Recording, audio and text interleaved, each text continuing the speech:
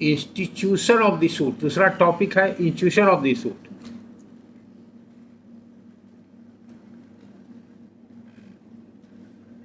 Institution of the suit में कुछ important factors हैं। उसका प्रीलिमिनरी पार्ट अभी हम लोग जस्ट डिस्कस कर चुके हैं कि सूट इश्यूट करने के लिए हमको प्लीडिंग चाहिए। प्लीडिंग यानी कि हम अगर प्लेंटिफ हैं तो मेरा प्लीडिंग है जो प्लेंट कहलाएगा, और प्लेंट में ऑर्डर 7 के हिसाब से और ऑर्डर 6 के हिसाब से दोनों को मिला के पढ़िए तो सारा रिक्वायरमेंट्स उसमें लिखा हुआ है। तो फिर उसको हम लोग रिपीट करते हैं कि हमको सूट फाइल करने के लिए प्लेंट चाहिए, और वो प्लेंट क्या है, वो प्लीडिंग है। और प्लीडिंग का क्या क्या मटेरियल होना चाहिए, क्या क्या उसका इंग्रेडिएंट है, क्या उसका फॉर्मेट या क्या स्वरूप होगा, वो 6 और 7 को मिला के पढ़ने से पता चल जाता है। तो उसमें मुख्य बातें हैं पार्टी का होना, जो एक पार्टी प्लेंट फाइल करना चाहता है, और दूसरा पार्टी जिसके विरुद्ध किस आधार पर उसका क्या है, ग्राउंड ऑफ अटैक भी उसको बोल सकते हैं, क्लेम भी बोल सकते हैं, या उसका लोकस स्टैंडी माने बेसिस ऑफ द सूट भी आजकल उसको बोला जाता है। इसलिए आप लोग देखेंगे अभी ये सब नया डेवलप हुआ है, कुछ तो सिविल कोर्ट रूल्स में चेंजेज हुआ है और कुछ general circular orders high court से बराबर निकलते रहता है, उसके आधार पर भी कुछ हुआ है, और कुछ लोकल लेवल पर भी अलग अलग जगह अलग अलग तस्वीरें मिलती हैं। ऐसे जो सिविल कोर्ट रूल्स हम लोग देखते हैं, इसका नाम ही है Patna high court general rules and circular order. Civil 1 part, second part criminal, 2 part में है, और फिर ये दोनों पार्ट में एक एक पार्ट और है, टोटल 4 पार्ट में है, लेकिन मार्केट में अवेलेबल 2 ही पार्ट है। क्योंकि फर्स्ट पार्ट में रूल्स है सिविल और क्रिमिनल का, और दोनों के सेकेंड पार्ट में सिर्फ फॉर्म्स है, इसलिए उसकी ज़्यादा अहमियत नहीं है। और फॉर्म्स पर आजकल लोग ध्यान नहीं देते हैं, न बार में ध्यान दिया जाता है, न बेंच के तरफ से ध्यान दिया जाता है, और लिटिगेंट्स को तो पता ही नहीं, इसलिए उसका बहुत ज़्यादा अहमियत नहीं है। जब कहीं पर कोई कंट्रोवर्सी होता है या किसी पॉइंट पर गाड़ी फंसती है तब उसको देखने की आवश्यकता होती है, अदरवाइज नहीं। तो जो फॉर्म्स सीपीसी में लिखा हुआ है उसके अतिरिक्त बहुत सारे फॉर्म्स यूज होते हैं सिविल और क्रिमिनल ट्रायल में और प्रोसीडिंग्स में, वो आपको सिविल कोर्ट रूल्स क्रिमिनल और सिविल के दोनों के पार्ट 2 में मिलेगा, तो दोनों को मिला करके यूज किया जाता है। तो अभी आपके लिए बहुत ज़्यादा रेलिवेंट नहीं है, और थोड़ा एडवांस स्टेज में, और जब ऐसा कोई सिचुएशन या प्रॉब्लम आएगा तब कभी आपको प्रॉब्लम हुआ तब पूछेंगे, या आप को क्लास में टॉपिक असाइन होगा उस पर भी डिस्कशन होगा। तो plaint suit is filed by presentation of plaint, कहाँ लिखा हुआ है बताइए? ऑर्डर 4 लिखा हुआ है, ठीक, ऑर्डर 4 रूल 1, वेरी गुड। और कहाँ लिखा हुआ? Section 26, very good. Lowest grade में होगा, ये कहाँ लिखा हुआ है? सेक्शन 15।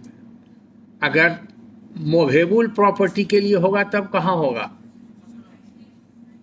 और इमूवेबल के लिए होगा तो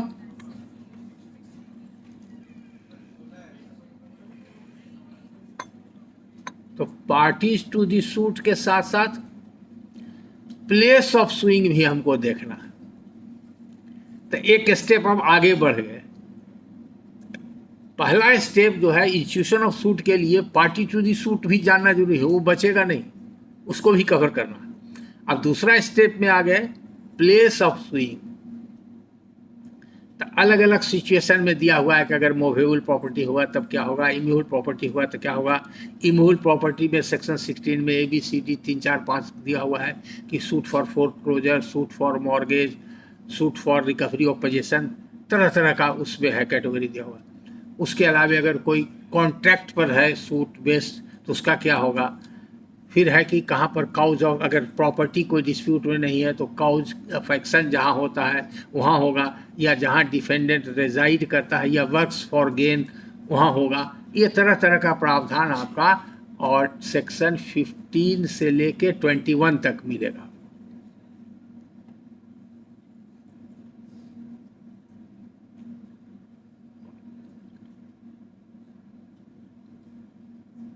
तो पार्टी टू दी सूट समझ गए, प्लेस ऑफ सुइंग समझ गए, अब प्रॉपर कोर्ट भी समझ गए, पिकुनरी जुडिक्शन और टेरिटोरियल जुडिक्शन। टेरिटोरियल जुडिक्शन में समझने की बात नहीं है, वो तो आपके पास ऑन रिकॉर्ड है कि आपका अपॉइंटमेंट हुआ है, किस डिस्ट्रिक्ट में किस सब डिवीजन में आपका टेरिटोरियल जुडिक्शन डिफाइंड है। आपको पता नहीं है तो आपके सिचदारी ऑफिस क्लर्क को पता है कि कौन सा क्षेत्र आपका है। उसमें भी झंझट नहीं, कभी गलती से लोग या कभी इंटेंशनली कोई ऑब्लिक मोटिव से सूट फाइल कर देता है, वो बाय एंड लार्ज आपको समझ में आएगा और धीरे धीरे आपको समझ में आएगा कि सिविल कोर्ट का जो लिटिगेंट पब्लिक है और कुछ उस तरह के प्रोत्साहित करने वाले अधिवक्तागण हैं जो इस सब में एक्टिविटीज़ में अनलॉफुल गेन के लिए इंडल्ज रहते हैं, उन लोग तरह तरह का केस बनाते हैं, जहाँ नहीं भी बनाना चाहिए वहाँ भी बनाते हैं, जहाँ जुडिक्शन नहीं वहाँ भी जुडिक्शन कन्फर कर देते हैं।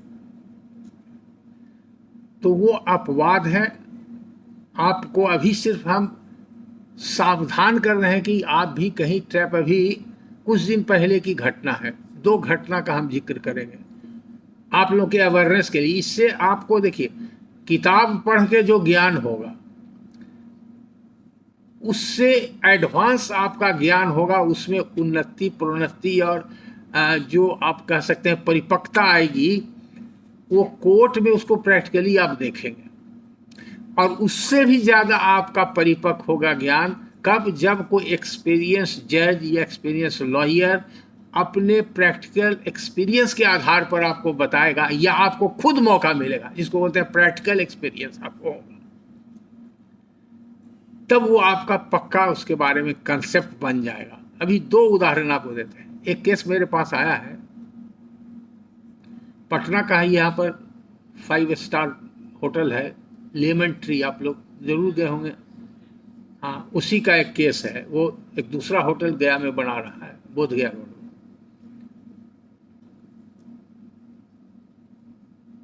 कुछ जमीन उसका विवादित है और जो उसका वेंडर है वो हॉस्टाइल हो गया, डिजॉनेस्ट। अब बाद में वही मिल गया लैंड माफिया से और लैंड माफिया दूसरे को बेच दिया और वो कह रहा है इनको हमने बेचा ही नहीं, और 40-45 साल पुराना ट्रांजैक्शन है।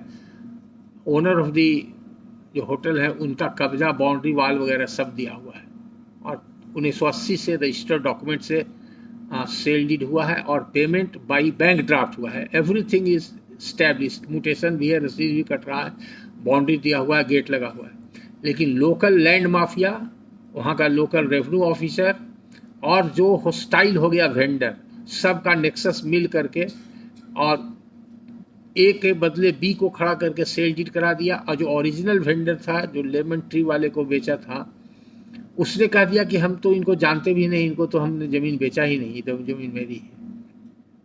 तो ये भी केस खड़ा करने वाला तो कोई वकील ही होगा हमारे ऐसा। तो ऐसा भी होता है। अब देखिए, वो तो एक one side of the picture. अब इनके जो वकील यहाँ पटना में रहते हैं, पटना के वकीलों से कंसल्ट किया तो एक इतने विद्वान वकील हैं, पटना में प्रैक्टिस करते हैं, मेरे ख्याल से 40-45 साल का वो प्रैक्टिशनर होंगे, लेकिन हमारे साथ भी जूनियर में 3-4 केस में काम कर चुके हैं, हम उनका कैपेबिलिटी जानते हैं। बाद में पता चला कि वही वकील थे। उन्होंने सूट फाइल कर दिया गया के प्रॉपर्टी का, पटना सब जज के। Is it possible? सब जज Patna has got जुडिक्शन over the immovable property situated within the district of Gaya? No. It is out of jurisdiction, territorial jurisdiction. Therefore, any order which would be passed or any degree or judgment which will be passed shall be without jurisdiction.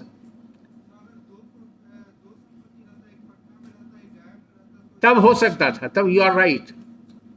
यहाँ तो सिर्फ गया की property थी, गया की property थी, इसलिए दो उदाहरण देके आपको समझाना था कि ये जो टॉपिक है बड़ा टिपिकल है, बहुत सी बातें किताब में नहीं लिखी हुई है, तो उसके लिए आपको धीरे धीरे जुडिशियल प्रोनाउंसमेंट्स में देखेंगे डिफरेंट टाइप। क्या है जुडिशियल प्रोनाउंसमेंट? क्या होता है, एक पर्टिकुलर फैक्ट्स एंड सर्कमस्टांस में दो पार्टी कंटेस्ट करता है, क्लेम और डिस्क्लेम, दावा प्रतिदावा जो होता है उस पर कोर्ट एक अपना जजमेंट देता है। अगर चूंकि हाई कोर्ट दिया तो वो रूलिंग हो जाता है, जजमेंट लॉ कहलाता है। It is binding on all concern with in the territory of the state, whereas judgment of a Supreme Court judge is binding in the entire nation on all the lower judiciary as well as the high courts.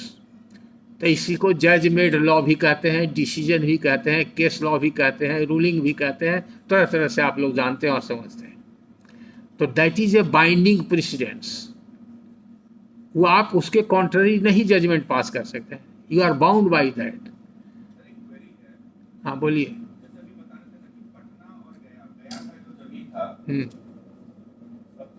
Patna में वो file कर दिया, तो इसमें थोड़ा सा question क्या दिमाग में आ रहा है कि हाँ बोलिए। ट्रांजेक्शन, अगर वो पटना का रहने वाला ऑनर है, उसका लैंड वहां पर है, लेकिन ट्रांजेक्शन उसने यहाँ पर किया, और ये पटना का परचेजर भी है, तो दोनों की ट्रांजेक्शन अगर यहाँ कंप्लीट होती है तो ऐसे में क्या होगा? 16 पढ़िए, पहले सीपीसी निकालिए, 16 पढ़ लीजिए, पहले सामने रखिए, read it, your question shall be answered automatically.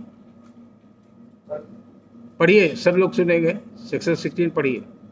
Suits to be instituted where subject matter situate. खत्म हो गया चैप्टर। आगे पढ़ने की कोई जरूरत नहीं है। ये कहाँ लिखा हुआ है कि कॉज ऑफ एक्शन यहाँ हुआ और यहाँ पर लेन देन हुआ? जब इमूवेबल प्रॉपर्टी के लिए होगा तो ओनली सेक्शन 16 विल अप्लाई, घालमेल नहीं चलेगा, समझ गए? यहीं पर लोग कंफ्यूज करते हैं। खैर आप यू आर ए न्यू कमर, हम तो अच्छे लोगों को देख रहे हैं गलती कर रहे हैं, तो सीनियर लोग कर रहे हैं। अब यहाँ पर भी गलती किया। अब देखिए इसमें ट्रिक क्या था, जैसे आप थोड़ा सा कंफ्यूज किए, हो सकता है वकील भी कंफ्यूज किया हो, हम ये नहीं कहा, I am not blaming that advocate, लेकिन वो श्रूड एडवोकेट है, इतना हम जानते हैं, क्योंकि he had been with me in some cases. Court कौन है ये भी हम नहीं कर सकते, दिमाग में कुछ न कुछ जरूर होगा। उसमें पार्टी प्राइवेट पार्टी नहीं है, स्टेट ऑफ बिहार है, ध्यान दीजिएगा, स्टेट ऑफ बिहार है। स्टेट ऑफ बिहार पूरे बिहार स्टेट में है, उसका हर जगह ऑफिस है, उसका हर जगह रिप्रेजेंटेटिव है। तो state of Bihar through collector Patna, collector गया कहीं कुछ बना दिया पार्टी उसमें। अब देखिए स्टेट के जो गवर्नमेंट एडवोकेट हैं उन्होंने भी ये ऑब्जेक्शन रेज नहीं किया कि this court has got no territorial jurisdiction. Suit was contested and suit was decreed. Declaration of title और इंजंक्शन का प्रेयर था, वो होटल ऑर्डर जो है उसके पक्ष में हो गया। ये तो एक पिकुलरिटी आप समझ रहे हैं सिचुएशन एकदम। Order is होनली without जुडिक्शन। क्लाइंट इतना श्रूड नहीं है और उसको इतना ज्ञान नहीं है, क्योंकि उतना पढ़ा लिखा नहीं था। वो धीरे धीरे करके आज वो पैसा वाला हुआ। 40-50 साल पहले वो स्ट्रगलर था, स्कूल एक छोटा सा जगह था, पटने का रहने वाला है, बुद्धा कॉलोनी में। 50 साल में बिजनेस में बाहर रहा, जब बिहार की हालत ख़राब थी, 30 वर्षों तक जंगल राज वाला सिचुएशन था, तो बाहर में कुछ अर्न किया, अर्न करने के बाद फिर यहाँ शुरू किया बिजनेस और फिर उसको एक्सपेंड कर रहा। तो एकदम इनोसेंट आदमी है, वो is unaware with all this legal words. अब उसको जो वकील कहा कर दिया, जजमेंट भी दिखा दिया, तो बहुत कॉन्फिडेंट हो गया कि हमारे पास तो जजमेंट है। अब वो लोग जो साथी दिमाग वहाँ पर है, वहाँ पर इसका जमाबंदी कैंसिल कर दिया। कई केसेज हो गए, कुछ मैटर में हाई कोर्ट में आ गया मैटर, कुछ BLT में मैटर चला गया, 5-7 केस 5 तरह का हो गया। कोई प्रॉपर एडवोकेट ने प्रॉपर एडवाइस नहीं दिया, जो जिसको मिला वो उसको करते रहा, आई चलाते रहा, मल्टीपल प्रोसीडिंग्स होते रहा।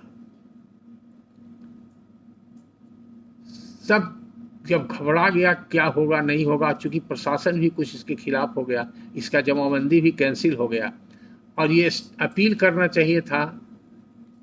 म्यूटेशन एक्ट के तहत प्रावधान है, अपील एडिशनल कलेक्टर को पावर दिया गया है, पहले किसी को पावर नहीं था, सिविल कोर्ट को ही था। अब वकील इसको क्या बताया या अनजान वकील था ये नहीं कह सकते, वो अपलेट जुडिक्शन और रिविजनल जुडिक्शन को बाईपास करके बिहार लैंड ट्रिब्यूनल में आ गया, जो हाईएस्ट लैंड कोर्ट है, land tribunal, retired high court जज बैठते हैं। अब यहाँ पर उसने प्ली लिया कि your petition is not maintainable, फिर रिमांड कर दिया गया। तो इस तरह से बहुत केस का चेकर्ड कैरियर हो गया, वहाँ भी केस चल रहा, वहाँ भी केस चल रहा, और रिटन स्टेटमेंट उस बीच में उसने गया में एक सूट फाइल कर दिया इसके डीड को कैंसिल करने के लिए। अब उसमें वो एक्सपार्टी प्रोसीड कर गया, एक्सपार्टी एविडेंस हो गया, तब इसको पता चला। अब घबराहट में वहाँ के वकील से जब नहीं इसको सेटिस्फैक्शन हुआ, तब फिर आया भाया मीडिया से मेरे पास पहुँचा, रिटन स्टेटमेंट्स का बनाए, तो हम पूरा एग्जामिन किए सारा सिचुएशन। तो हमने कहा कि सब केस तो आप गलत लड़ रहे हैं, या जजमेंट भी लिए गलत। तो फिर बाद में पता चला कि जो जजमेंट पटना में गवर्नमेंट के अगेंस्ट इसने लिया है, उस जजमेंट का अपील गया डिस्ट्रिक्ट जज के यहाँ फाइल कर दिया स्टेट गवर्नमेंट ने। इस 7th वंडर 8th और 9th वंडर हो गया कि नहीं? आप लोग अभी एकदम न्यू कमर प्रोफेशन में हैं, आप समझ गए, लेकिन सोच लीजिए जो सब जज पटना में पोस्टेड हो गए, कम से कम 15 साल का तो जरूर एक्सपीरियंस होगा। गया में जो डिस्ट्रिक्ट जज होंगे 20-25 साल का होगा, वो भी अपील इंटरटेन कर लिए। हमने कहा जाके आप पिटिशन फाइल कीजिए कि appeal is not maintainable, I have got no jurisdiction to entertain this appeal. अगर रिजेक्ट करता है तो मेरे पास आइए, हम हाई कोर्ट से केस करा देंगे। तभी मैटर वहाँ पर पेंडिंग है। एक उदाहरण दिए। दूसरा रिसेंट उदाहरण है, यंग एंड स्मार्ट ऑफिसर अभी पटना में पोस्टेड है, नाम नहीं बताएंगे क्योंकि वीडियो आ जाता है तो बहुत सा चीज़ शुरू वाला हम रिकॉर्ड नहीं किए हैं, वो नहीं जाएगा, अभी वाला ही जाएगा। तो उसमें हमसे पूछने के लिए बहुत से, जितने आप लोग को भी बताते हैं, कभी भी आपको प्रॉब्लम होगा, मेरा नंबर यूट्यूब पर है, आप स्टेट में हमसे कनेक्ट कर सकते हैं, पूछ सकते हैं, व्हाट्सएप से भेज सकते हैं, प्रॉम्प्ट रिप्लाई मिलेगा, कंप्यूटराइज रिप्लाई मिलेगा, तुरंत सॉल्यूशन होगा। चाहे किसी भी पोस्ट पे कहीं भी आप रहिए, कभी भी पूछ सकते हैं, फ्री टू ऑल। तो ऑफिसर उधर बहस चल रहा है, उठ के चैम्बर में आकर के तुरंत फोन कर दिया। प्रॉब्लम क्या बताया कि सर एक वकील साहब हैं, संजोग से वही वकील जो 11 ट्री वाला केस काम किए थे, हमने पूछ दिया, क्योंकि हमको हर बिहार स्टेट के हर डिस्ट्रिक्ट के वकीलों का भी आइडिया है, सारे स्टेट का केस मेरे पास आता है, तो सब का क्या पोटेंशियलिटी है, क्या मेंटल सेटअप है, किस तरह से काम करते हैं, क्लाइंट्स से फीडबैक मिलता है। जजेस आप लोग भी जहाँ पोस्टेड रहिएगा तो कभी कभी बताइएगा कि सर वहाँ पर ही फलाने वकील हैं, वैसे किए, फलाने ऐसे किए। तो इस सब से हमको बाई एंड लार्ज इतना दिन का एक्सपीरियंस है, हमको पता चल जाता है। तो हम पूछे नाम क्या है, तो नाम से हम समझ गए। हम कहा देखो वो जरूर इसमें कुछ न कुछ फ्रॉड है। क्या किया था आपके पास, अभी नेक्स्ट टॉपिक है इसलिए अभी हम बता रहे हैं, एडवांस नोटिस। इसके बाद आपको है सूट बाई और अगेंस्ट द गवर्नमेंट, वो भी कवर कर देगा। ये कहानी है, सच्ची कहानी है, घटना है, अभी मैटर इज स्टिल पेंडिंग। इसलिए आप इससे जल्दी समझिएगा, जो हम एक्सटेम्पोर लेक्चर देंगे उसके बजाय कहानी से समझिएगा, जो सच्ची घटना। उस ऑफिसर ने फोन किया आर्गूमेंट सुनने के बाद, 5 मिनट का ब्रेक लेके चैम्बर से, कि सर वकील साहब हमारे यहाँ सेक्शन 80 CPC के सब क्लॉज 2 में लीव का पिटिशन दिए हैं। ये आप लोग सभी जानते हैं ना कि गवर्नमेंट या गवर्नमेंट ऑफिसर्स के अगेंस्ट में सूट फाइल करने के लिए 80 CPC का नोटिस देना मैंडेटरी है। अगर नोटिस नहीं देंगे और नोटिस सर्विस के बाद 60 दिन वेट नहीं करेंगे तो सूट मेंटेनेबल नहीं होगा। तो पहला कंडीशन है 80 CPC का नोटिस देना सब क्लॉज 1 में, दूसरा कंडीशन है नोटिस का सर्विस होना, और तीसरा कंडीशन है कि from the date of service 60 days clear time मिलना चाहिए। अगर सर्विस हो गया और 60 डेज के पहले सूट फाइल कर दिए तो भी आपका सूट डिफेक्टिव हो गया, आई इनक्यूरेबल है, कैंसर का डिजीज है, इसका कोई उपाय नहीं है, suit has to be dismiss. तो इससे बहुत परेशानी होने लगी, क्योंकि सरकार और सरकार के पदाधिकारियों का रवैया बाय एंड लार्ज धीरे धीरे जिसको कहते हैं ना थिक स्किन हो गया, पब्लिक को बहुत दिक्कत होने लगी। इसलिए लेजिस्लेचर अपने विजडम के हिसाब से इस अमेंड कर दिया और अमेंड करके सीपीसी में सब क्लॉज 2 ऐड कर दिया कि जहां पर इमीडिएट और अर्जेंट रिलीफ लेना है तो वहां पर बिना नोटिस सर्व किए हुए with the leave of the court suit file हो सकता है। यानी कि sub clause 1 of section 81 CPC में be waived by the plaintiff who want immediate and urgent relief from any court in a matter provided he seeks a leave of the court। तब court का duty है कि leave दे कि नहीं, तो leave कब देगा, कोर्ट देखेगा प्राइम फेसी कोई अर्जेंट मैटर। तो जनरली जहाँ पर इंजंक्शन मांगा जाता है, इंजंक्शन अर्जेंट रिलीफ होता है, और इंजंक्शन अगर नहीं देगा तो इरिपीटेबल लॉस या इंजरी हो सकता है। तो ऐसी स्थिति में वहाँ पर लीव मिल जाता है। तो ये जो वकील साहब लीव के लिए प्रेयर किए थे वो सिर्फ एक पिटीशन फाइल किए थे। माइंड कीजिएगा, यहीं पर बता रहे हैं, तो आपको भी हो सकता है मौका मिले ऐसा देखने का। A simple petition was filed for granting leave to sue against government and government officials who represent the taxation department. तो फैक्ट क्या था, ट्रांसपोर्टर लोगों ने केस फाइल किया था और ट्रांसपोर्टर्स के अगेंस्ट में टैक्स रिलेशन वगैरह का कोई प्रोसीडिंग चल रहा था, उसको इंजेक्ट करने के लिए या स्टे करने के लिए सूट फाइल किया था। सूट फाइल करना था, उसके लिए वो परमिशन लिया था। लेकिन देखिए यहाँ पर माइंड कीजिएगा, अगर हमको परमिशन लेना है 80 सब क्लॉज 2 में, तो पहले हमको प्लेंट फाइल करना होगा और प्लेंट के साथ साथ साइमल्टेनियसली एक अलग से लीव पिटीशन फाइल करना होगा 80 सब क्लॉज 2 में, तब कोर्ट उस पर लीव देगा। इस केस में 2 पॉइंट हमने पूछा और उसी से हम सावधान हो गए और कोर्ट को भी सावधान किया। पहला हमने पूछा कि प्लेंट फाइल हुआ है या सिंपल पिटीशन, तो कंसर्न कोर्ट ने हमको बताया कि नहीं सर, सिर्फ पिटीशन फाइल है। हम कहा simple petition is not maintainable. दूसरा हमने पूछा कि कौन वकील है, तो नाम बताया, तो हम कहा कि तुम एकदम सावधान हो जाओ, तुम पता करो अभी प्यून को भेज के कि सब जज कोर्ट में जरूर फाइल किया होगा, वहाँ रिजेक्ट हो गया होगा तब मुंसिफ कोर्ट में आया है। अदरवाइज मुंसिफ कोर्ट में आने का औचित्य नहीं, चूंकि इन्फीरियर कोर्ट माना जाता है, न्यू कमर्स लोग रहते हैं, तो टेक्निकल मैटर्स लोग जनरली वकील लोग समझते हैं कि मैच्योर्ड कोर्ट होगा सब जज का, तो सब जज फाइल करेंगे, उसके लिए वैल्यूएशन इनहांस भी लोग कर देते हैं। वो चैम्बर में बैठ करके चपरासी को भेज के सब जज 1 के कोर्ट में पता किया नाम से कि इस तरह का केस कि हाँ मेरे यहाँ कल ये मूव हुआ था और रिजेक्ट हो गया था। सोच लीजिए, देखिए थे IQ किताब में कहीं लिखा हुआ है, तब बाय एंड लार्ज मेरा जो एक्सपीरियंस था इसका उसने फायदा उठाया हमारे संपर्क से। तो हमने कहा कि कोर्ट में फिर से बहस सुन लो और 2-3 क्वेरी कर लो कि पहले आप एक एफिडेविट दीजिए, ये मत कहना कि हम पता, एफिडेविट दीजिए कि I have not file any such petition for granting leave in any other court in the state of Bihar. False affidavit करेगा तो जेल जाएगा, उसको तो कोई बचा नहीं सकता है। और दूसरा ये पूछो कि कोई जजमेंट है आपके पास कि without filing A plaint only leave petition is maintainable. यही 2 क्वेरी बता दिए, कोर्ट में गया, भाग गए वकील साहब, टाइम लेकर के लापता हो गए फिर। तो ये दूसरा इंसिडेंट पटना का है, 2 स्टेट। तीसरा इंसिडेंट भी पटना का है। तो जितना बड़ा बड़ा जगह है, इंपॉर्टेंट जगह है, जहाँ पुराने वकील हैं, काफ़ी लिटिगेशन है, ये प्रॉपर्टी डिस्प्यूट ज़्यादा हो रहा है, लैंड का वैल्यू बढ़ गया है, तो इसलिए बहुत तरह तरह का डिस्प्यूट क्रॉप अप कर रहा है। तीसरा मैटर था कि एक यहाँ का बहुत बड़ा वो है ज्वेलर्स, अलंकार ज्वेलर्स, उसी के फैमिली का मैटर है। तो बिल्डर भी हो गया है, तो बहुत सारा मल्टी स्टोरी बिल्डिंग बनाता है और बहुत सारा केस उसका रहता है, तो जूनियर वकील लोग करते हैं। तो एक केस उसका 8 स्टोरी सैंक्शन मैप के हिसाब से था, 6 स्टोरी कंप्लीट हो गया, 7वां 8वां का काम चल रहा था। इस बीच में पटना सिविल कोर्ट सब जज कोर्ट में सूट फाइल कर दिया और इंजंक्शन का पिटीशन दे दिया। शो कॉज हो गया तो घबरा गया। तो जो जूनियर वकील था वो हमसे कंसल्ट किया, फिर मेरे पास आया, पेपर्स लाया, देखे हुए।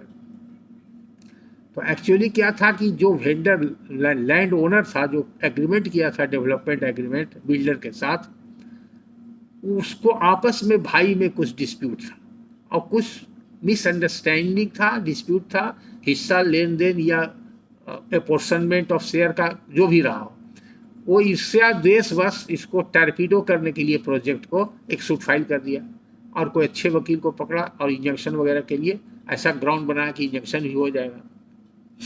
अब इंजंक्शन होने से इसका तो बहुत सा बिकता ही नहीं, बिका नहीं तो उसका फाइनेंस भी था, इंटरेस्ट लग जाता, ये बहुत प्रॉब्लम में पड़ा।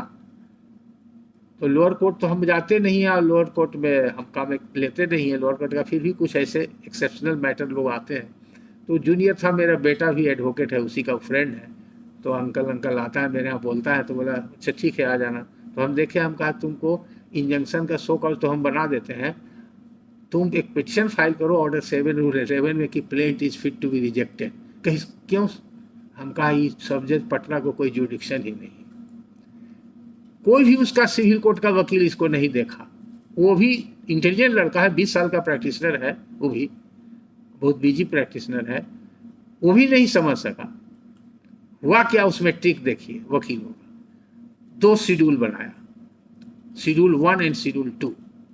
शेड्यूल 1 बनाया जो पटना सब जज के जुडिक्शन में, और शेड्यूल 2 बनाया जो दानापुर सब जज के जुडिक्शन में, और बहुत थिन डिमार्केशन है दानापुर पटना का। तो प्रोजेक्ट जो चल रहा है वो दानापुर जुडिक्शन में आता है,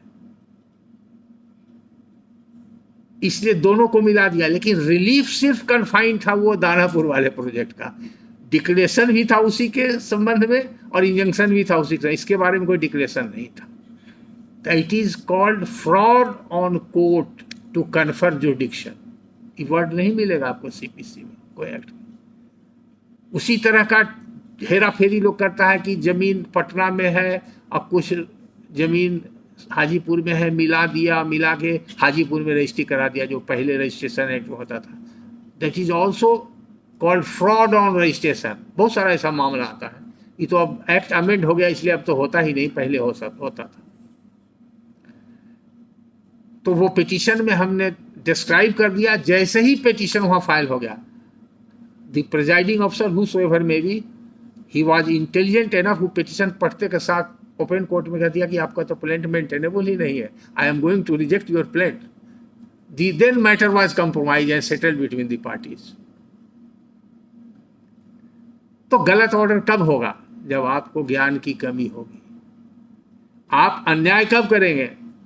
जब आप अपने आप को न्याय के करने के लिए अपने आप को उपयुक्त नहीं पाएंगे, कमजोरी आप में रहेगी, या आप जिस वकील के भरोसे कोर्ट में न्याय करने जा रहे हैं वो वकील भी उतना सक्षम नहीं है, या अगर सक्षम है तो हो सकता है अपने क्लाइंट के हित में आपको बरगला भी रहा है। हम ये नहीं कहते कि सब वकील ऐसा करते हैं, और ये भी नहीं कहते हैं कि हर वकील को शक के निगाह से देखना चाहिए। हम ये भी नहीं कहते हैं कि जो वादी या प्लेंटिफ कोर्ट में आता है तो उसके केस को आप प्राफेसी, क्योंकि ये सब रॉन्ग नोशन आजकल डेवलप हो गया है लोगों में अपने आप, ये सब घटना और कुछ कहानी सुन करके या कुछ प्रैक्टिकल दे करके। ऐसा नहीं, प्रीजुडिस माइंड जज का नहीं होता। ऑलवेज ओबेड माइंड, ऑलवेज अपने आप को बदलने के लिए तैयार रहिए, हमेशा कुछ न कुछ देखने, समझने और सीखने का प्रयास कीजिए। तो जुडिक्शन के मामले में ये देखना है कि आपको टेरिटोरियल जुडिक्शन है कि नहीं। अगर नहीं है तो ऐसा मैनोवरिंग तो नहीं किया गया कि आपको जुडिक्शन कन्फर्म कर दिया गया है। No party by an agreement conferred jurisdiction on any court. अगर दोनों पार्टी मिल जाए, मान लीजिए कॉलूसिव सूट है, आपको क्या पता है कि दोनों पार्टी मिला हुआ है कि नहीं, और कोई ऑब्जेक्ट नहीं करे, तो then it is your duty to see whether this suit is cognizable by this court और नॉट। तो यहां पर बहुत खेल होता है। अभी कल की बात है, यूट्यूब चैनल से बहुत लोग हमसे संपर्क करते रहते हैं, पूरे ऑल ओवर इंडिया से। कुछ लोग जो हमको जानते हैं अब्रोड में हैं, उनका भी कुछ प्रॉब्लम है बाहर में क्लाइंट, वो लोग वहां से भी करते हैं, व्हाट्सएप से भेजते हैं। एक रिटायर्ड कर्नल इलाहाबाद के हैं, उनका ससुराल सासाराम में है। ससुराल में उनको 30 बीघा जमीन मिली है। जमीन पर उनका कब्जा है, डॉक्यूमेंट्स है, म्यूटेशन है, रसीद है, सब कुछ है। लेकिन उनके ससुराल के गोतिया लोग, चचेरा साला वगैरह कुछ लिटिगेशन लगा करके कुछ ज़मीन कब्जा कर लिया और बाकी कब्जा करना चाहते हैं या बेच दिए हैं या बेचना चाहते हैं, वो डिस्प्यूट में मैटर आ गया और सासाराम सिविल कोर्ट में उन्होंने सूट फाइल किया। सूट फाइल करके इंजंक्शन का प्रेयर किया और एडिंट्रीम इंजंक्शन मिल गया। एडिंट्रीम इंजंक्शन मिलने के बाद अदर साइड ने ऑब्जेक्शन या सो कॉज फाइल किया और साथ साथ उसने एक पिटीशन फाइल कर दिया कि this suit is not maintainable in this court, यानी कि मुंसिफ कोर्ट में था, because the valuation of suit is 1 crore, whereas the plaintiff has valued the suit at rupees 1,40,000। अब मुंसिफ साहब जिनके यहाँ केस है ये एडिशनल मुंसिफ ही नहीं कर सकते हैं सासाराम में, उन्होंने कहा कि तब तो ये हमको डिसाइड करना पड़ेगा, तो मेरे जुडिक्शन का है ही नहीं, तो हम क्या करेंगे इसमें, तो क्लेंट हम रिजेक्ट कर देंगे। अब वो कर्नल हमको फॉलो कर रहा था, बीच बीच में बहुत पहले से पूछता था कुछ मेरा वीडियो सुन के, चूंकि लैंड का उसका डिस्प्यूट था और डिसिप्लिन आदमी, डिफेंस का आदमी, पढ़ा लिखा रिटायर्ड कर्नल है, तो एजुकेटेड आदमी है, तो उसने फ़ोन किया, 3-4 दिन से लगातार फ़ोन कर रहा है। कल सारी बात उसने बताई और फिर इलाहाबाद चला गया। कल हमसे टाइम ही लिया था कि आके हम कंसल्ट करेंगे आपको, तो गया है इलाहाबाद पेपर लाने के लिए। तो उसने जो बताया तब उसको हमने एनालिसिस किया। आप लोग समझिए, देखिए बड़ा इंपॉर्टेंट बात बता रहे हैं, कहानी में बहुत बड़ा तथ्य, कानूनी तथ्य छिपा हुआ है जो अगले टॉपिक को भी कवर करेगा। देखिए आप लोग जान रहे हैं कि आपका जुडिक्शन एज ए मुंसिफ, एडिशनल मुंसिफ रहिएगा तो कितना है मालूम है ना, 1.5 लाख। पहले एडिशनल मुंसिफ और मुंसिफ का अलग अलग हुआ करता था, लेकिन 2013 में जब अमेंडमेंट हुआ तो एट पार हो गया। इसलिए पहले की बात छोड़ दीजिए, ओरिजिनल जुडिक्शन जब ये एक्ट बना था तो उस समय मुंसिफ का सिर्फ 1,000 रुपया जुडिक्शन था। 1,000 से 20,000 हुआ, 20,000 से 30,000 हुआ, 30,000 से 50 हुआ, 50 से 60 हुआ, 60 के बाद फिर ऐसे ऐसे बढ़ते चला गया। तो अलग अलग एडिशनल मुंसिफ का अलग होता था और सब जज का जुडिक्शन अनलिमिटेड होता है। और डिस्ट्रिक्ट जज का अपील का जुडिक्शन वो भी पहले 9,999 रुपया था। इसमें सब लोग गलती करते थे। 9,000 बड़ा टिपिकल है, उसमें चेंज अभी तक नहीं हुआ, इसलिए आज भी लोग गलती करते हैं। 9,999 रुपया, तो 10,000 लोग सीधे मान लेते थे, तो 10,000 का अपील फाइल हो जाता था डिस्ट्रिक्ट जज के यहाँ, और 10 साल के बाद पता चलता था तो विदाउट जुडिक्शन हो जाता था। तो टर्मिनोलॉजी ऐसा यूज किया जा रहा है, उसमें सब में लिखा हुआ है लेस देन या नॉट एक्सीडिंग, इस तरह का वर्ड शुरू से चला रहा है अंग्रेजों के जमाने, वो कैरी आउट होते गया। लेकिन मुंसिफ वाला नोटिफिकेशन में आगे चेंज हो गया, लेकिन डिस्ट्रिक्ट जज वाला में अभी भी रह गया है, उसके ध्यान देने के बाद। तो अभी आपको उससे मतलब नहीं है। अब 10 लाख हो गया है, तो अगर आपका टेरिटोरियल जुडिक्शन नहीं है, आपके यहाँ केस फाइल हो गया, तो आप क्या करेंगे? What you will do, what is the remedy? Return करेंगे। और कोई ऑप्शन है आपके पास? आप स्टेट में रिटर्न कर देंगे कि और भी कोई ऑप्शन है? हाँ ठीक है, रिटर्न करेंगे तो कौन सा प्रोविजन में करेंगे? ऑर्डर 7 रूल 10 में ही लिखा हुआ है कि आप रिटर्न करेंगे तो क्या क्या ड्यूटी असाइन है। जब प्लेंट रिटर्न होगा तो उसमें लिखना पड़ता है, टॉप ऑफ द प्लेंट के ऊपर लेफ्ट हैंड साइड में, ये भी रूल्स में लिखा हुआ है, लिखना पड़ेगा date of presentation of plaint, date of return of the plaint, 2 लिखना पड़ेगा ताकि लिमिटेशन नहीं लगे और जिस कोर्ट में जाना होगा वो चला जाएगा। आप सिंपली रिटर्न करेंगे, आप तो डायरेक्शन नहीं दे सकते हैं कि प्रॉपर कोर्ट में जाइए, विल हैव टू रिटर्न, कि हमारे जुडिक्शन में नहीं है।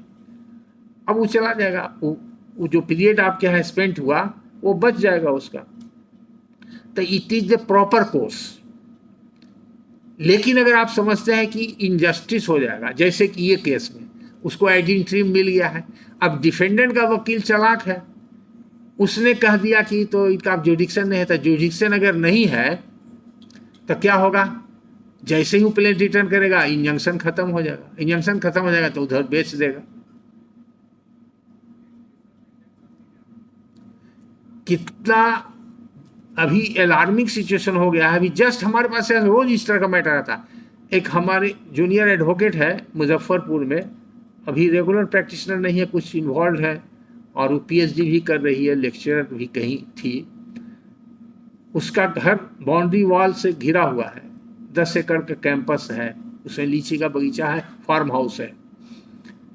अभी हम गाड़ी में थे तो फोन से बात करी, वहाँ पर जेसीबी लेकर के लोकल पुलिस मिला हुआ, उसका बाउंड्री वॉल तोड़ करके जबरदस्ती पिलर दे रहा है। इसके पहले भी अटेम्प्ट किया था, तो एक बार पिलर उसको तोड़ दिया था बाउंड्री, तो बाउंड्री वॉल करवा दिया। अब थाना में इसको भी डिटेन किए, उसके आदमी को भी डिटेन किए हुए हैं।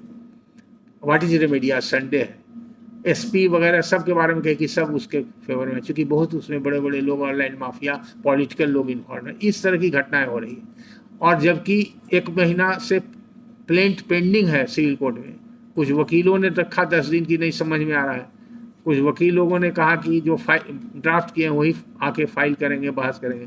कुछ ने कहा ये तो एडमिट ही नहीं होगा। तो फिर मेरे पास एक वकील साहब वहाँ से आए, जो इंटेलिजेंट, काफ़ी 20 साल के प्रैक्टिशनर, उनको हमने कानून का किताब दिया, 6 जजमेंट दिया सुप्रीम कोर्ट का। तब बोले कि sir I can argue this case. तो उन्होंने जाके आर्गू किया, तो केस एडमिट हुआ। एडमिट होने के बाद न कमिश्नर का अपॉइंटमेंट हुआ, न इंजंक्शन का हुआ, सिर्फ शो कॉज हुआ, बहुत मुश्किल से। और उसका नतीजा वो लोग उठा लिया, शो कॉज हुआ, there is no restraint order. अब वो डिसास्टर्स कंसिक्वेंसेज हो जाएगा, और बेकब्जा होने से चेंज कर देगा, कन्फिगरेशन चेंज कर देगा। तो बहुत सी छोटी सी गलती से बहुत बड़ा बड़ा खामियाजा भुगतना पड़ता है। आजकल बहुत लोग डरते हैं, जुडिशियल अफसर लोग इंजंक्शन नहीं देते हैं। तो खैर ये तो अलग हट करके विषय होता है। तो हम जस्ट पासिंग रेफरेंस के लिए बता रहे थे कि इस तरह का सिचुएशन आता है। तो वहाँ कर्नल वाले केस में ही सिचुएशन हो गया कि अगर वो वैल्यूएशन उसका ज़्यादा है तो उसके पिक्यूनरी जुडिक्शन से एक्सीड कर जाता है। हालांकि हमने पूछा कि प्लेंट आप रिलीफ पढ़िए और वैल्यूएशन वाला जहाँ पर पारा है वो पढ़िए। कर्नल ने पढ़ के हमको सुनाया, तो उसके हिसाब से वकील साहब से गलती क्या हुई, उन्होंने लिखा कि suit is valued at ₹1,40,000 and relief of injunction is valued at ₹1,000। इसको हमारा जो अनुभव है, हम आज यही देख रहे हैं कि 90% एडवोकेट्स को ही पता नहीं है कि कब सेपरेट रिलीफ होगा और कब एक साथ होगा। 90%, इरेस्पेक्टिव ऑफ हिज एज और प्रैक्टिस। इसलिए उसी तरह से जुडिशियल ऑफिसर की तरफ भी ये कमी है, उसको प्रॉपर उसका ट्रेनिंग प्रोग्राम में भी बहुत कम कोर्ट फी और सूट वैल्यूएशन एक्ट पर क्लास लगाया जाता है। जो भी पढ़ाए हैं स्वामी पढ़ाए और कोई नहीं पढ़ाते हैं। Section 7(4)(c) court fee act में लिखा हुआ है, liberties of the plaintiff to value the relief, not the suit land. There are certain categories of suit in which only relief is to be valued. तब question होगा कि relief value करेंगे तो suit का वैल्यूएशन कैसे होगा, जबकि suit property, इमोवल property involve है। तो ये भी रॉन्ग नोशन है कि हर इमोवल प्रॉपर्टी जो हर सूट में इन्वॉल्व है वो वैल्यूएशन का बेसिस नहीं हो सकता है। तो सेक्शन 7 में कैटेगरी बना हुआ है, रोमन में देखिएगा 1, 2, 3, 4, 5, 11, 12, 13, 14 तक कैटेगरी बना हुआ है। और किस में क्या होगा, तो उसमें एक कैटेगरी है कि plaintiff shall value the relief. वो रिलीफ को वैल्यू करेगा, सूट प्रॉपर्टी को नहीं वैल्यू करेगा। तो रिलीफ वैल्यू करना, it is an abstract, relief is an abstract thing. इसका कोई पॉजिटिव वैल्यू नहीं हो सकता क्योंकि टेंजिबल प्रॉपर्टी नहीं है। तो इमेजिन करेगा कि हम 1,000 रुपया देते हैं, 5,000 रुपया देते हैं, 10,000 रुपया देते हैं, उसको कोई चैलेंज भी नहीं कर सकता है, कोई उसका यार्ड स्टिक भी नहीं। और तब क्या है, तो वो वैल्यू कैसे माना जाएगा कि उस सूट का वैल्यू है for the purpose of pecuniary jurisdiction. तो उसके लिए सूट वैल्यूएशन एक्ट जाना पड़ेगा। तो सूट वैल्यूएशन एक्ट का सेक्शन 10 कहता है कि valuation of relief shall be deemed to the valuation of the suit also. तो दोनों मिला के पढ़ने से पता चलेगा, court fees act and suit valuation act, कि रिलीफ को अगर हम वैल्यू करते हैं तो सूट लैंड का वैल्यू करने की कोई आवश्यकता नहीं। अब वहाँ गाड़ी फंस गई, चूंकि अलग अलग वैल्यू उन्होंने कह दिया, इसका उन्हें सूट लैंड का वैल्यू है। अब जब सूट लैंड का वैल्यू उसने कम दिया तो ये भी कानून है, ऑर्डर 7 रूल 11 में भी है कि plaint can be rejected if the valuation is shocking to the conscious. 1 crore की, मान लीजिए ये बिल्डिंग का हम केस करते हैं, 1 करोड़ की प्रॉपर्टी है, हम कहते हैं कि 1 लाख रुपया वैल्यू है, मुंसिफ कोर्ट में फाइल करते हैं। तो court can also take judicial notice कि साहब इतना बड़ा बिल्डिंग का एक लाख रुपया वैल्यू होगा। तो वैसे में क्या है, आपको वैल्यूएशन डिसाइड करना पड़ेगा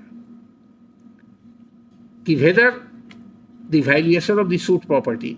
तो पहले बाइफर्केट हम कर रहे हैं कि अगर रिलीफ का वैल्यू प्रॉपरली रिलीफ का वैल्यू किया रहता और सूट का फ्रेम ऐसा रहता कि प्लेंटिफ ने सिर्फ रिलीफ को ही वैल्यू किया है,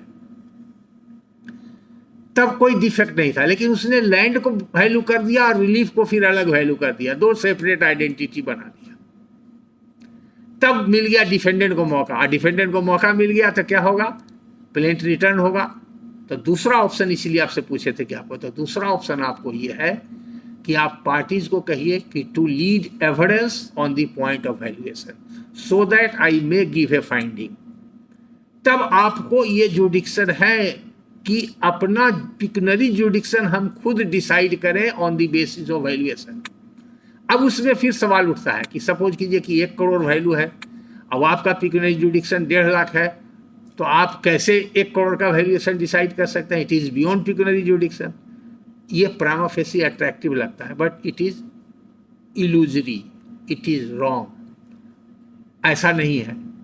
for the purpose of ascertainment of valuation so as to come to a finding that this court has got pecuniary jurisdiction over the matter or not, the court of Munsif is competent enough to decide the valuation of unlimited value of the property. ये अधिकार आपको है। Valuation decide करेंगे तब plaint return करेंगे। State में कैसे, वो तो दे दिया 1,40,000 तो नहीं करेंगे। हाँ, वो 1.5 लाख से ज्यादा दिया रहता तो एक्स फेसी जैसे ही देखते दी मोमेंट वो तो सिजदारे आपका रिटर्न कर देता, वही नोट बना देता कि तो मेंटेनेबल नहीं है, यहाँ पर चला जाएगा। तो ये ऑब्लिक मोटिव से भी लोग तरह तरह के सूट फाइल करते हैं, वैल्यूएशन अपने हिसाब से देते हैं, सूट वैल्यू बदल देते हैं, रिलीफ का वैल्यू बदल देते हैं, कभी घाल मेल करके इंटरमिंगल कर देते हैं, कभी उसको सेपरेट कर देते हैं। तो ये सब क्यों होता है? ये सब खेल इसलिए होता है कि कोर्ट फीस एक्ट में 3 तरह का कोर्ट फी होता है। एक डिक्लेरेटरी कोर्ट फी जो ऑलरेडी आज के प्रिविलेज जो रेट है बिहार स्टेट का, हर स्टेट का अलग अलग है। सेंट्रल एक्ट अलग है, जितना भी फिस्कल एक्ट है जिसमें रुपया पैसा की बात है उसको बोलते हैं फिस्कल एक्ट। तो court fee act, stamp act, ये सब एक्ट फिस्कल एक्ट है, उसमें ये कंकरेंट लिस्ट ऑफ कॉन्स्टिट्यूशन में है। इसलिए हर स्टेट को अपना अमेंडमेंट करने का अधिकार है। दूसरा, उस अमेंडेड प्रोविजन के ऊपर सरचार्ज ऐड करने का अधिकार है। मेन जो चार्ज है उसके ऊपर सरचार्ज भी लगाया जा सकता है। तो ये by surcharge by notification time to time enhance होते रहता है, और एक्ट में बाई स्टेट अमेंडमेंट होता है। तो अगर आप ऐसा किताब देखिएगा जो सेंट्रल पब्लिकेशन है तो उसमें स्टेट अमेंडमेंट कमेंट्री में मिलेगा, जो बड़ा बड़ा ऑथर का है, नेशनल पब्लिकेशन का है, बड़ा ऑथर का है, उसमें हर स्टेट का कमेंट्री में मिलेगा। लेकिन अगर लोकल यहाँ पर खरीदिएगा एक्ट और बेयर एक्ट तो उसमें आपको सिर्फ सेंट्रल एक्ट मिलेगा, स्टेट अमेंडमेंट नहीं मिलेगा। इसलिए बहुत लोगों को कन्फ्यूजन होता है। रजिस्ट्रेशन एक्ट में भी वही, जितना भी कंकरेंट लिस्ट का एक्ट है उसमें ये सब प्रॉब्लम होता है, इसलिए जानकारी के लिए आपको बता दिए। तो कोर्ट फीस एक्ट अभी जो है उसमें 250 रुपया है डिक्लेरेटरी कोर्ट फीस, और पार्टीशन में फिक्स्ड कोर्ट फीस लगता है। तो फिक्स्ड कोर्ट फीस का रेट भी वही है 250 रुपया, इसमें कोई प्रॉब्लम है, सब लोग दे देता है। चक्कर है ad valorem court fees. Ad valorem court fees में अकॉर्डिंग टू वैल्यूएशन देना पड़ता है, इसमें ज्यादा लगता है। तो कोर्ट फी को बचाने के लिए लोग ये सब एक्सरसाइज करते हैं। क्लाइंट भी चाहता है कि बच जाए, वकील साहब लोग ही क्लाइंट के इंटरेस्ट में बचाने का, तो उसमें लीगल जिम्नास्टिक प्लेंट में ही शुरू कर देते हैं। तो ये भी ड्यूटी है कोर्ट को जानना कि ये प्लेंट में प्लेंटिफ का क्या इंटेंशन है। इसके लिए बहुत इंपॉर्टेंट पटना हाई कोर्ट का फुल बेंच जजमेंट है, AIR 1944 पटना, पेज 14, 16, 17, 3 में से कोई एक पेज होगा। उसमें एक वर्ड यूज हुआ है, after going through the plain it has to be gathered what is the intention of the plaintiff. उसी के हिसाब से देखा जाएगा, कहे कि ऑस्टेंसिवली कोई रिलीफ मांग रहा है लेकिन उसका इंटेंशन कुछ और है। इस पे कहावत है, कहीं पर घाव कहीं पर पौ, आप लोग सुने होंगे, और ये नहीं सुने होंगे तो एक बहुत पुरानी पिक्चर थी देवानंद की, कहीं पे निगाहें कहीं पे निशाना, सीआईडी का। और इंटेंशन कुछ और है। इंटेंशन कैसे पता चलेगा? तो पूरे बॉडी को प्लेंट के पढ़ने से पता चलेगा। उसका उदाहरण से समझाएंगे तो समझिएगा, बाकी एक्सपीरियंस होगा तो आपको समझिएगा। अगर सूट फाइल करता है कि ये प्रॉपर्टी डिक्लेयर कर दिया जाए कि इस पर मेरा टाइटल है, 1 करोड़ की प्रॉपर्टी है तो डिक्लेरेटरी रिलीफ मांग रहे हैं तो 250 रुपये लगेगा। और दूसरा कि डायरेक्टर जुडिशियल एकेडमी को रेस्ट्रेन कर दिया जाए कि हमारे पीसफुल पोजीशन में वो इंटरफेयर नहीं करे, इंजंक्शन कर दिया जाए, और इंजंक्शन को सेपरेटली 1000 रुपया वैल्यू करके उस पर 20 रुपया एडवर्डम कोर्ट फीस दे दिया। तो प्रामा फेसी तो लगता है ठीक है, प्लेंट का फॉर्मेशन बिल्कुल सही हुआ है, डिक्लेरेटरी रिलीफ दे दिया, उस पर अलग रिलीफ है। तो ये समझने में आपको कई जजमेंट देखना पड़ेगा, पढ़ना पड़ेगा, तब समझ में आएगा, या अनुभव होगा, एक्सपीरियंस बढ़ेगा तब समझ में आएगा। फिर एक्ट्स पढ़िएगा अपने से समझिएगा। तो वो प्लेंट के कंटेंट से इंटेंशन पता चलता है, उसको बोलते हैं क्या, कंसिक्वेंशियल रिलीफ है कि नहीं। फिर सेक्शन 34 स्पेसिफिक रिलीफ एक्ट का एप्लीकेशन होगा। डिक्लेरेटरी सूट जितना भी होता है सब स्पेसिफिक रिलीफ एक्ट में होता है,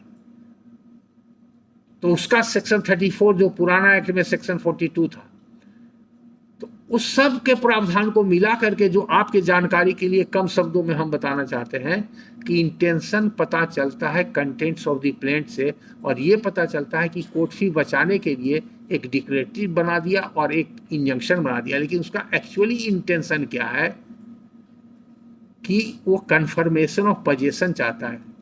हो सकता है कि उसका पोजीशन नहीं रही, बात को छिपा लिया हो। अगर वो कन्फर्मेशन ऑफ पोजीशन मांगता था एडवोकेट को कोर्ट फीस लग जाता। अगर इंजंक्शन करा देंगे तो वो घुस जाएगा, अगला पार्टी जो डिफेंडेंट है उसको इंजंक्शन लग गया और हम आउट ऑफ पोजीशन है प्लेंटिफ, उसको इंजंक्शन लगा देंगे, हम घुस जाएंगे 250 रुपया में। तो इसीलिए इंटेंशन देखना पड़ता है। इंटेंशन का तो बहुत रोल है, बहुत पढ़े होंगे। क्रिमिनल लॉ में मेंसरिया पढ़े हैं कि नहीं? बिना मेंसरिया के तो ऑफेंस होगा नहीं। उसी तरह से सिविल लॉ में भी इंटेंशन को एनिमस बोलते हैं। अगर आपका पोजीशन है, वो जब एडवर्स पोजीशन में आइएगा तो उसको बोलते हैं एनिमस पोसेंडी। तो किस एनिमस से आप पोजीशन में हैं, वहाँ एनिमस कहा जाता है। फिर एनिमस वर्ड आता है जब विल और टेस्टामेंट का अटेस्टेशन होता है, तो वहाँ पर वर्ड आता है एनिमस अटेस्टेंडी। आप अटेस्टिंग विटनेस के रूप में दिमाग में आपका है कि नहीं, अटेस्ट कर रहे हैं कि नहीं। तो ये बहुत है, ये वेद से ही ये सब निकला है। वेद में ही लिखा हुआ, वेद का श्लोक है, मनुष्य मन एवं मनुष्यानाम कारणम बंध मोक्षणम। मनुष्य का मन ही बंधन और मोक्ष का कारण है। जैसा मन होगा, जैसा आप सोचेंगे वैसी आपकी वृत्ति होगी, जैसी वृत्ति होगी वैसा आप कर्म करेंगे। तो देखिए कितना गहन प्रिंसिपल है, उसको लॉ में भी लाया गया है। तो बड़ा इंटेंशन है। तो इसीलिए इंटेंशन, अब जैसे कोई डीड है, डीड लिखा हुआ है, सेल डीड लिखा हुआ है। Nomenclature of deed is not material.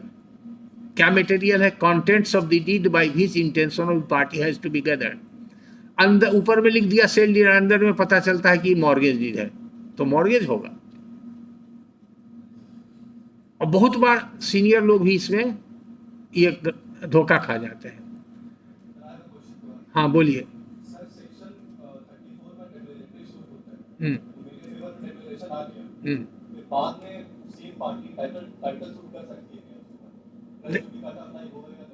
ठीक है, रेस जुडिकेटा तो यही है कि आपको ये देख रहा है कि दो पार्टी था सेम, या उससे litigating under the same title. मान लिए ए और बी के बीच में सूट था, तो या तो ए और बी के बीच में दूसरा सूट है, या ए का कोई वारिसान है जो इनहेरिटेंस से आया या सक्सेशन से आया, या उसका ट्रांसफरी है। उसी तरह से बी का आया इंटरेस्ट, उसका जो सक्सेसर इन इंटरेस्ट, वो दोनों के बीच है। और matter and directly and substantially issue है वहाँ अगर सिर्फ डिक्लेरेशन है, यहाँ पर मान लीजिए रिकवरी ऑफ पोजेशन है, तो इशू दूसरा हो जाता है। अगर डिक्लेरेटरी हो गया, सिर्फ डिक्लेरेटरी रिलीफ मांगा, उसका पोजेशन नहीं है, तो उसका सूट तो डिसमिस हो जाएगा, चूंकि consequential relief section 34 यही कहता है, if a plaintiff is able to ask for a relief and he intentionally omits to ask that relief which is imperative and essential for him to ask for being a consequential relief, the suit is not maintainable। इसलिए हर WS में दिखाया गया suit is barred under section 34। ये ornamental है, customary है, लोग लिख देते हैं, समझ गए। आप लोग को टी ब्रेक भी तो चाहिए। हाँ ठीक है, बहुत चाय आप लोग ज़्यादा पी रहे हैं, कम एज में चाय नहीं पीजिए, ठीक है। आइए ब्रेक ले लीजिए 10 मिनट, ठीक है।